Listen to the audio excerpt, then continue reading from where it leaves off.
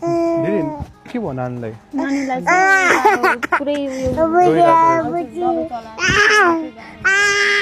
दबाई के भएको र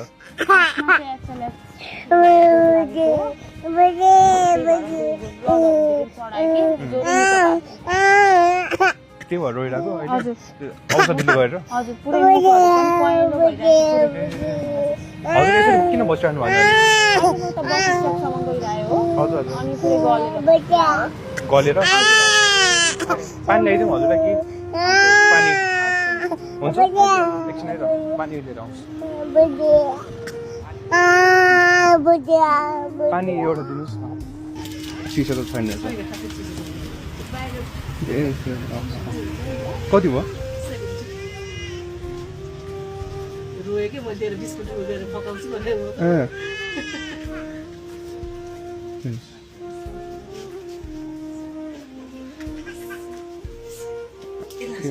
थ्याङ्क यू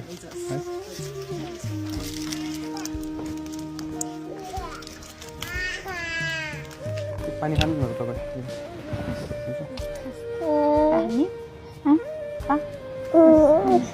खुल्ले खुल्ले है नानीलाई चक्लेट रुँदैन खानु चाहिँ मिलेन फेरि चक्लेट नखाने चक्लेट नखाने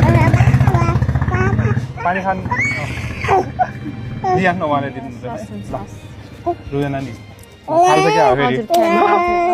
किन चक्लेट मन परेन उसले हजुर गुलियो मन पराउँदैन के मन पराउँछ उसले उसले त अब खासमा त खानेकुरा मात्रै केही नै मन पराउँदैन उसलाई अहिले रोग लागेर चाहिँ यस्तो त्यो हालिहाल्नु होला तपाईँ हालिहाल्नु होइन पछि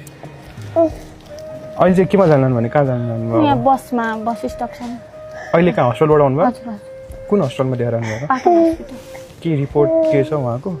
रिपोर्ट भन्दा नि अहिले चाहिँ यो उयो मात्रै छ फोनमा छ यो जुन रोग लागेको भनेर चाहिँ के रोग लागेको कि देखाउनु नानीको खुट्टामा यो चाहिँ के हालिएको नि अहिले यो दबाई क्यानाला लगाइराखेको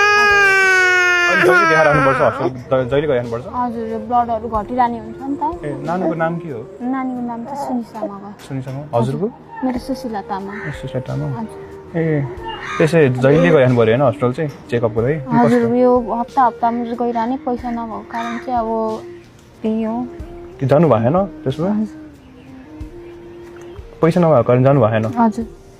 किन त्यस्तो गरिरहनु भएको नि अनि चेकै गर्न जाने गरी त पैसै छैन हजुरको अनि श्रीमान कता हुनुहुन्छ के काम गर्नुहुन्छ मेरो श्रीमान पनि रोगी हो